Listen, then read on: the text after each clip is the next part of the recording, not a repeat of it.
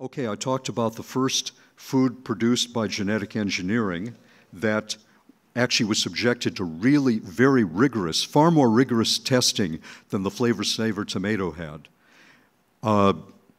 It was a genetically engineered potato, and it was subjected to a rigorous test protocol that was designed through funding from the Scottish government to develop a very rigorous way to assure the safety of genetically engineered foods. And the lead researcher actually assumed it was going to come out showing no problem and that it would be used in subsequent GMOs because he, like most scientists, thought it was going to be safe. So he wasn't trying to prove it was dangerous, and it was an extremely well-conducted study. In fact, the Scottish government conducted, I think Ministry of Agriculture, basically invited submissions for scientists and scientific research institutions throughout the world to come up with a very solid protocol for demonstrating the safety of genetically engineered foods. And that particular proposal won out over, I think, at least 40, quite a few. So it was very solid. What happened? Detected some very serious damage to the unfortunate rodents that had to eat those potatoes. And that study was published, has been published in The Lancet, which many of you know is one of the premier scientific journals in the world. Now, the other side attacks that study, has attacked Dr. Arpad Pushtai, who was the lead researcher, and his wife, who was also an eminent scientist and was on the team, attacked them. They were fired for no good reason, for only doing the good research because he spoke out on a BBC program about the risks. That was his unpardonable sin. Also, he did the research too and then had the gumption in their eyes to actually speak about it because he wanted to protect the public. GMOs at that time were coming on to the UK market, and he knew they were on the US market. And he knew that, that it would take many months, if not at least a year, before his research could get published. So he spoke. And he was castigated, he was fired, his reputation was destroyed.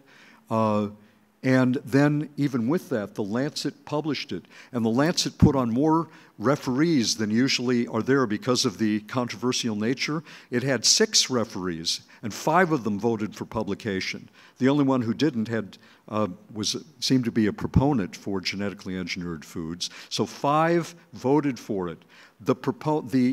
Many people will still say, and in fact, the New Zealand Royal Commission on Genetic Modification states in its report that because he spoke out prematurely, it preempted peer review and it couldn't be published. What? It was published in The Lancet.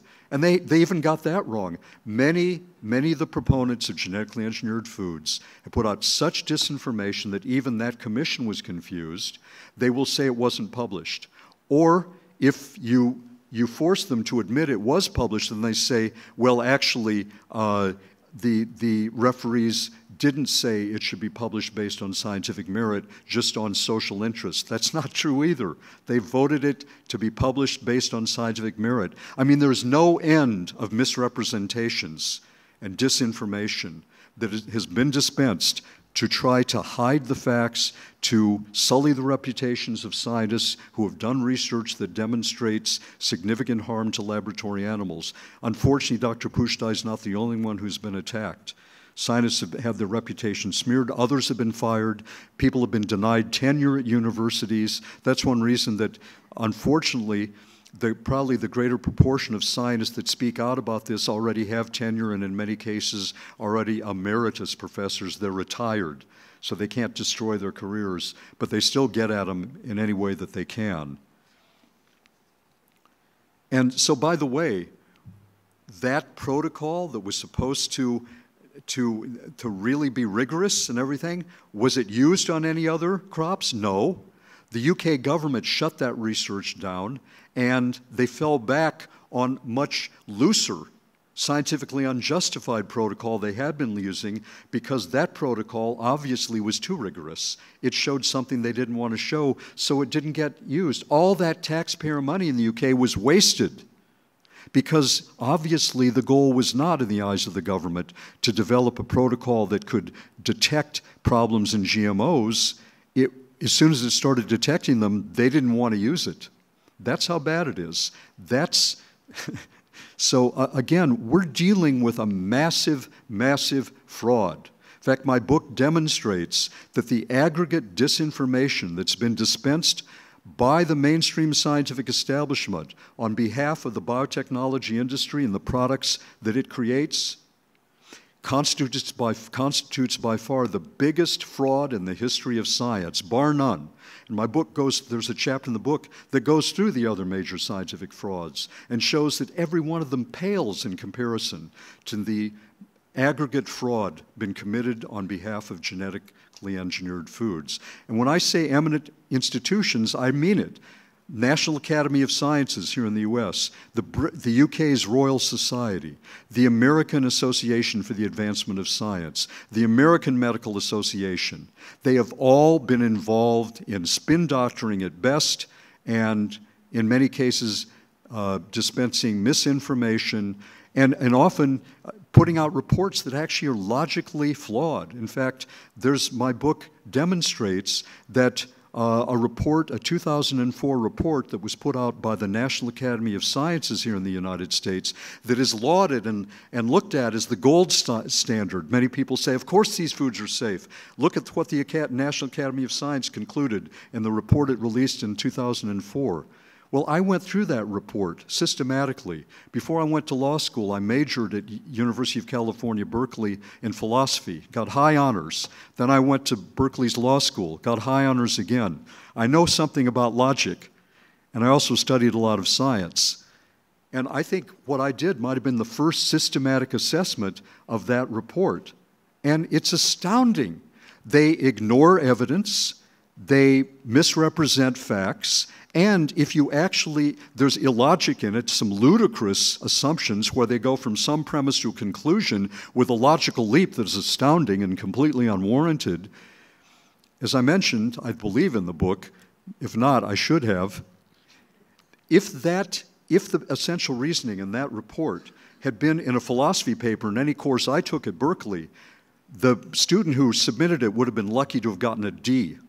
Would have been lucky to have passed. In fact, if you take the chart that they have trying to show that genetic engineering is not the most risky technique, if you take that chart and actually cure some of the illogic and some of the things that they paper over and make it consistent with the rest of the report, it demonstrates that genetic engineering is actually the most risky form of food production. So their own logic actually implicates genetic engineering as the most risky. But most people don't know that. So again, it's in the book. It's been demonstrated. That's why several scientists have been praising the book. It's very rigorous. As Dr. Schubert at the Salk Institute said, besides stating it was incisive, insightful, and truly outstanding, he commended it as well-reasoned and scientifically solid. And several other scientists have also commended it for being meticulously researched and very solid. I'm saying this because, again, what I'm saying sounds pretty astounding, and people will want to attack it. And again, it's not that I'm just talking off the top of my head.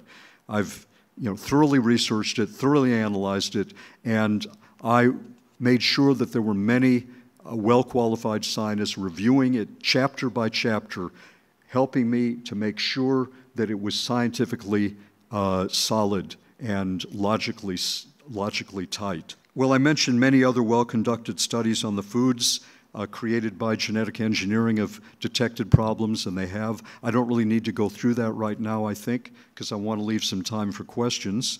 But the book goes through many of them, and my book doesn't even cite all of the ones that are there, because the book was long as it was, and I cited enough to make the case. There is more than enough evidence just cited in my book, just that I've discussed right now, to have demonstrated that the presumption that genetically engineered foods are generally as safe as other foods and that the technology is as safe as conventional breeding, that is an assumption that has been refuted. It's been refuted. And remember, the burden of proof is on the other side, according to law in the United States, and according to the law, the purported law in the European Union, which is supposed to be upholding the precautionary principle, which again in this situation would say the other side has to demonstrate safety. But in neither the European Union nor in the United States has the other side been required to shoulder the kind of burden of proof that it actually should have in this situation. Even in the EU, they've let the regulators have let the manufacturers off with a very, very light burden that is not at all what is required from a scientific standpoint to demonstrate the safety of these foods. So I want to just get back to this issue of the fraud, because it has been an astounding level of fraud. As my book demonstrates, makes the case very strongly, this entire massive venture to reconfigure the genetic core of the world's food supply rests, although it purports to be very based in solid science, in actuality, it rests on a foundation of falsehood and fraud. And that means it's highly vulnerable. It's highly vulnerable. It is precariously perched on a flimsy foundation, a foundation, again, of falsehood and fraud. All that we need to topple this whole venture, to drive its foods from the market, to stop it, and to shift the resources into the kinds of agriculture that are needed, and I'll get back to that in a moment, is for enough people to learn the facts, enough people to learn the truth. We don't need more research. We don't need new laws. We just need new awareness. And if a few key people were to read my book, actually read it, it would be all over. If Barack or Michelle Obama were to read my book, they would realize how they have been hoodwinked by scientists in whom they had a right to trust. They'd realize, they're very intelligent people and they're lawyers. They would realize how the laws have been broken, seriously broken. And I think they would be astounded. As we know, Michelle Obama has an organic garden. She has been out there speaking about the need for consumers to become aware of health and making healthy choices in food. How could she read my book and not think, whoa, we have got to do something? So, or if Bill or Melinda Gates read the book, as you know, the Bill and Melinda Gates Foundation has been funding the development of genetically engineered crops for Africa and the third world, and he's one of the biggest boosters. There's an entire chapter in my book called Overlooked Lessons from Computer Science, the inescapable risks of altering complex information systems. And that chapter demonstrates that as bad as genetic engineering is from the standpoint of biological science, it's even worse, even more foolhardy, in fact, borderline insanity, when examined from the perspective of information science, of computer science and software engineering. I should talk about this just a few minutes, because it in itself is enough to drive these foods from the market for anybody that actually studies it and understands it. And again, I've developed that chapter in consultation with several professors of software engineering and people who have been performing software engineering in industry, professionals, and they attest it's a very solid chapter. Consider this. We have learned, we the human race has learned over the years through software engineering that even if if a man or woman, a programmer who has developed a program and knows all of the architecture of that system and all of its planned interactions, tries to make a very refined refinement, a very refined improvement to that system, and according to everything that he or she knows, based on the way the system was put together and designed, because he or she designed it, there should only be that one small change and no other interactions. That assumption is false. We have learned that when when information systems reach a certain level of size and complexity, there is no such thing as a completely controlled revision, because the default presumption actually should be that some other unexpected disruption will occur somewhere in the system, because these systems become what is called nonlinear. You can't make a simple prediction. You make a little change here that's supposed to remain localized, it could create disruptions elsewhere throughout the system. And even though, to try to get away from this problem, increasingly, different components of these systems are insulated from one another to minimize the risk of unintended interactions. And that has cut down on the unintended interactions, but it cannot eliminate them. So in the case of an information system that is referred to as life critical, that means that human life could be imperiled if that information system malfunctions. Some examples: the guidance system for airliners. You can't afford to have bugs in those. An airliner can go down. An X-ray therapy machine. You can't afford, for a little bug in that, a lethal dose of X-ray can be delivered, and it has been, by the way, when there have been malfunctions to the software system. So government regulators, the industry standard and the government standard in the US and other industrialized nations is, in the case of life-critical systems, even the tiniest, most refined, most surgically precise, presumably surgically precise refinement, you have to put the entire system through extensive testing all over again. Not just the tests, most of the tests that were used initially to make sure it was safe, but a whole new battery of tests to make sure you haven't created unintended disruptions. Now, the genome of any organism is far bigger and far more complex and far less understood than any human-made software system. And yet, the biotechnicians are presuming that what they're doing is essentially safe and predictable and that they don't need to do extensive testing. Is that insanity compared to what we know about systems that are smaller, less complex, and far better known? It is crazy.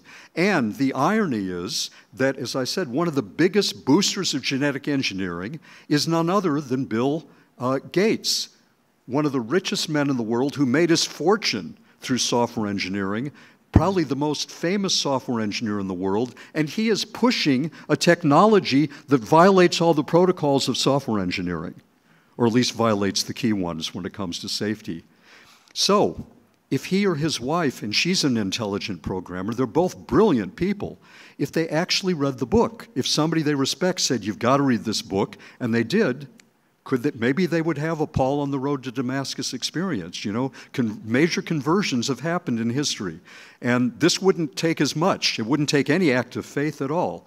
It wouldn't take any divine revelation. It would just take focusing, reading the facts, and realizing the extent to which you have been misled by scientists in whom you had a right to believe.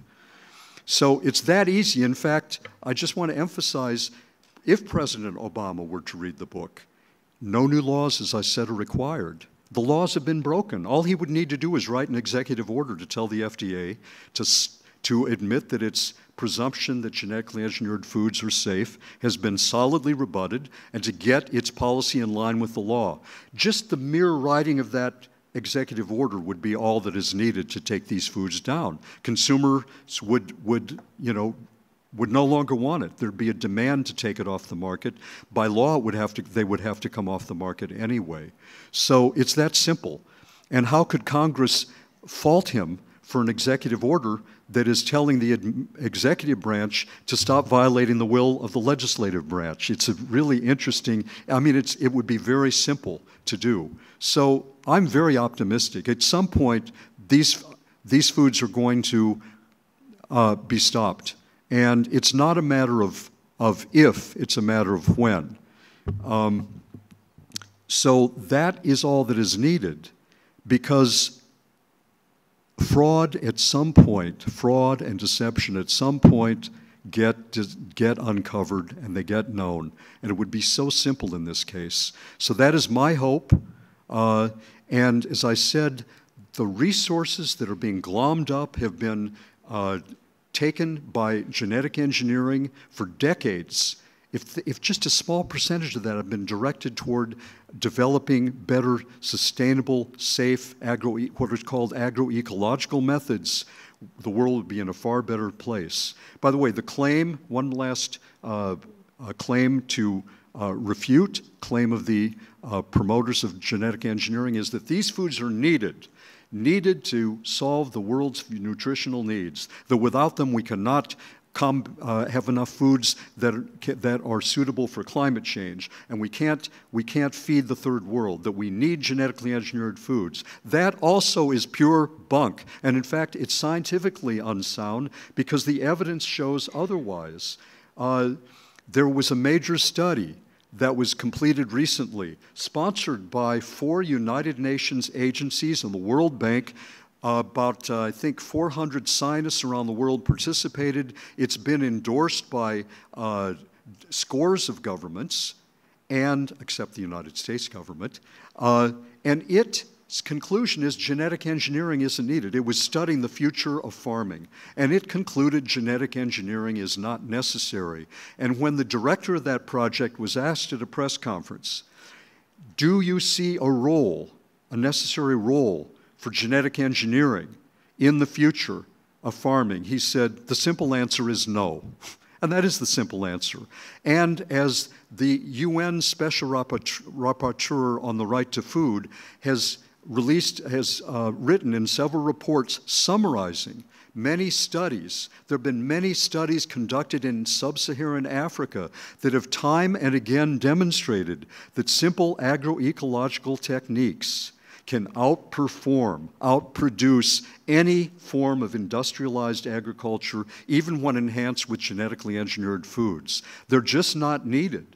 And experts who actually are not just propagandists for the industry, but who look at the data, know that. The evidence has shown that these small-scale farms are more productive than large-scale industrial operations, than the big monocultures. They are more productive acre for acre. And that's what is needed. Not more money going down the drain going down the avenue of genetically engineered foods, which are unacceptably risky and are only being propped up by disinformation. So I envision the world that I envision, and the world that I fully believe is coming soon, is a world in which there will not be any more GMOs, in which the integrity of science will be reclaimed. Scientists will behave like scientists. They will not try to suppress information. They will allow the open, free flow of information. And agriculture will again be done in line with nature in a safe and sustainable way, and the human race will be far better off for it. Thank you very much for your attention.